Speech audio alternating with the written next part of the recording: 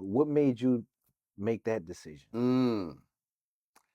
I was a blackjack dealer at it was called Argosy Casino in Baton Rouge, and I'm dealing blackjack, and I wasn't a traditional blackjack dealer. I was talkative. I'm engaging. I want you to win. I really want. Right. You know, how You blackjack. talking trash, I'm yeah. talking. Most blackjack dealers, they act like that's their money. Right. That ain't your money, man. Chill out, smile, man. What's wrong with you? Don't whoop my ass and be mad. What you mad about?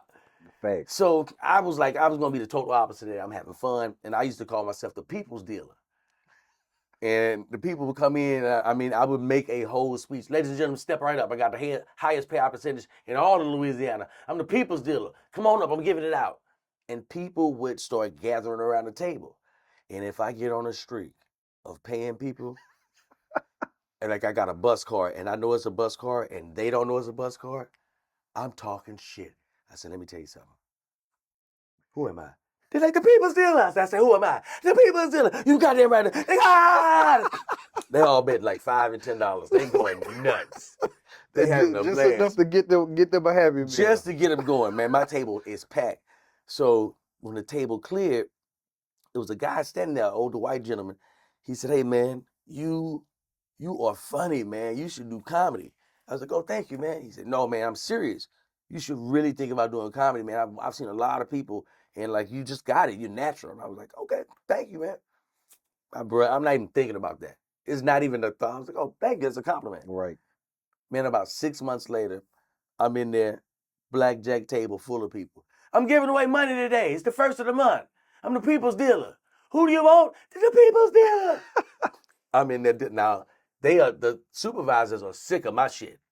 They are literally sick of my shit. Because that's like, hey, man, you're giving away money. You're bragging about it. You're calling yourself the people's dealer. You off. People coming in asking for the people's dealer. Hey, man, you got to chill. All right, cool. Do the same shit.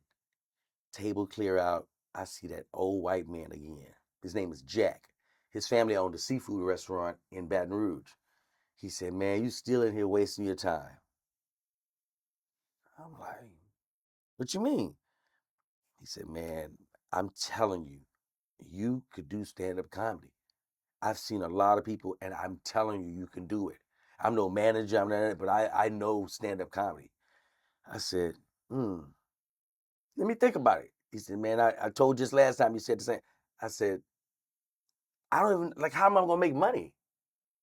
I didn't even understand that you could make money or make a living. I had no idea. He was like, you could, because I knew like Eddie Murphy, the Chris Rock, I didn't think Right. the in-betweens. And he was like, man, I'm going to call my buddy at the Funny Bone. I'm going to get you a spot. You want to go up? I was like, let me think about it. Give me a second. So I go down to the break room. And while I'm on the break room, the guy that was on the table next to me overheard the whole conversation. He said, man, that guy's right, man. You funny, man. You could do it. I'm like, you think so? He was like, yes.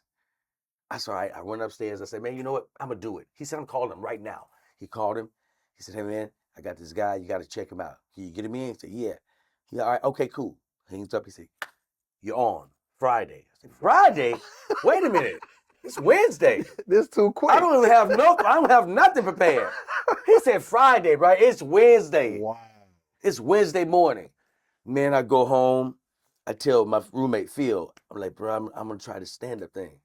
And I remember being in the mirror the whole time because I'm doing 3 minutes. I'm working it. I'm like, so the whole boat finds out that I'm performing at this Funny Bone. I really don't want too many people to come because I don't know what's gonna happen. Yeah. My girlfriend at the time, she's not old enough to get there. She's like 17. She can't get in. This thing is 18 and up. I told her, don't you come at all. I really don't want you to see this. I don't know what's gonna happen. Man, the word get around even more. We get to the show on Friday. It's sold out. My heart is jumping out my damn chest. I'm like, oh my goodness. And I'm just doing a 3-minute spot because they got a feature act, they got a headliner, but Right. all these people are here to see me. Man, I'm in the green room and I'm listening to them talk these conversations. I'm just a young buck, and they were like, yeah, man, I played the gig in San Francisco last week. Great gig, man. Gotta try it out. And they look over at me and say, hey, how long you been doing this? I was like, oh, it's my first night. Oh, man. Man, they start going in the uproar. Man, my first night, man, I was throwing up, man. I couldn't even breathe. I'm like, man, that ain't encouraging. Right. Shit. The MC was the house MC, goes up. He says, coming to the stage, this gentleman is an absolute star. You're going to love him. He's got a bright future. We're looking forward to seeing him. He's going to have something coming out on HBO. He's going to have something coming out on BET. I'm like, who are you talking about? Give it up for D-Lay. I'm like, this nigga was talking about me? I didn't even know who's. I'm thinking he introduced somebody else. Right. I ain't got none of this. None of it. I That's go crazy. up, and my heart is pounding. This audience is cheering. They want me to win. They were like, yeah. And I've been practicing in the mirror for 2 days.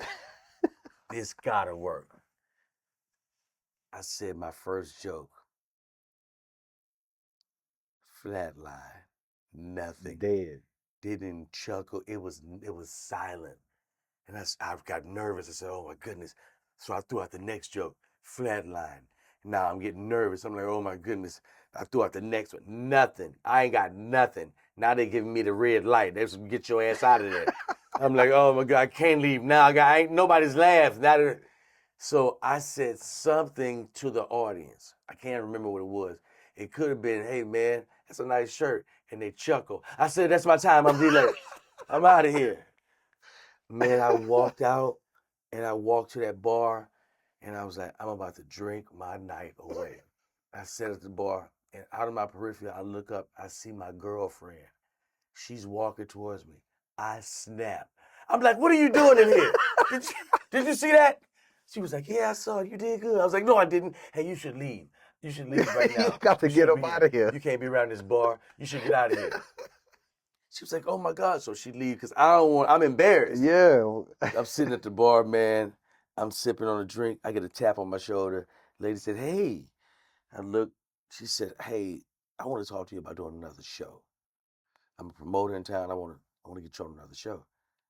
I didn't even look back no more, Josh. I just took my drink. I said, did you see what happened in that lady?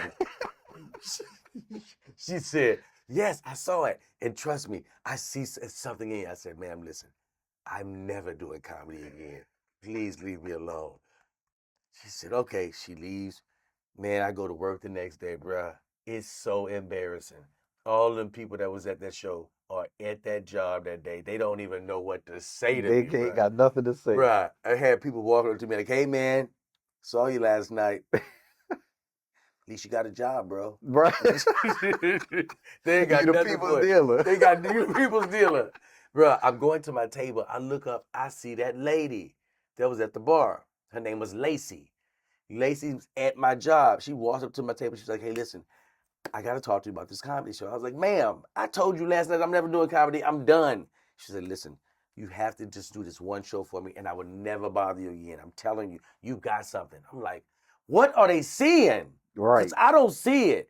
And it's frustrating because why I can't? Because I realized later on in life, sometimes you can't see your gifts. You're just the gifted one. Right. You don't know what other people around you notice it first. Right. And everybody, I don't know when I'm in college with you guys. Man, you funny. I don't know what I just think everybody, has the ability to be witty. I don't know. I have no idea. She said, just do this one show for me and I won't bother you ever again. I said, all right, I'm gonna do this one show. Never again. She said, I will never bother you. Just do this one show. When's the show? Friday. Friday! Man, I don't have no time to prepare. Listen. Man, come on, fam. Y'all got to give me some time. I ain't getting enough time. So I get to the venue, bro. It's packed. We're at the Lincoln Theater in Baton Rouge, Louisiana. It's packed. I'm like, oh, my heart is jumping out my chest. So I go to Lacey. She's like, you're going to do fine now. I said, I'm nervous. Listen, just let me go first. She said, wait, I'm just coming in the green room. I want to talk to everybody first because there's four other people on the show. It's 5 people. I said, listen, just let me go first. Just let me get my shit over with so I can get out of here. I got a whole new set. I ain't doing none of that old shit. I'm going to just do my shit and I'm going to get out of here. She said, all right, cool. All right, thank you guys for coming. We're going to go out. Everybody's going to do 5 minutes. And then at the end, we'll have the judges come up. I'm like, judges? This a competition? Oh my gosh, what are you doing? I can't compete. Listen, she done slipped This woman on has you. slipped me in there, man. Oh, I'm man. pissed. I'm going up first though. I go up first, and it's this local DJ named Sammy the DJ. He's an old school cat, just old school. Wears his colorful shirts, be on the radio loud, just wild. Just Sammy the DJ, I believe his name was. So he's hosting. He goes up. He's the man. This next gentleman come to stage. Y'all gonna enjoy him. Give it up for D-Lay. I go up. I do my first joke, and they laugh. I'm like, oh my God, what that feeling? I'm like, oh, it worked. I did my second joke. If they laugh, I'm like, oh, I got one more joke. I just got to get this one off. But before I got the one off, I was like, man, something said, man, go play with the audience a little bit. Say something to them. Say something. Say something to the audience. A little improv. It worked. I'm like, ah. Did the final joke, and they laughed. I said, wow. I come D-Lay. I walk off the stage. Sammy the DJ go back, man, wasn't he funny? Man, that nigga was funny, man. Give it up for him, man. That motherfucker, he was funny. All right, man, come to the stage, man. Give it up for you next act. Give it up for Nutcracker. Nutcracker go up next comedian. He comes and talk to Sammy. The DJ comes to the back and say, man, listen, you did all right, man. Man, I was back here laughing, man. They was laughing with you. I said, man, thank you, man. I was happy. Listen, I got to get out of here. And you got to take over the rest of the show. I said, what? Now you a DJ. Wait a minute. What do you mean? He said, man, you got to host the rest of this shit. I got a gig, man. I ain't no goddamn comedian. I'm a DJ. I said, man, I don't know how to host. He said, shit, you gonna figure it out? And just walked out and left me. I was like, oh, shit. So I had to host the remainder of the show. But I ain't got no more material. I'm out. Wow. So I go back out, and they cheered. So I just played with the crowd, got a little. But that right there, for me, was the birth of me falling in love with this comedy. So that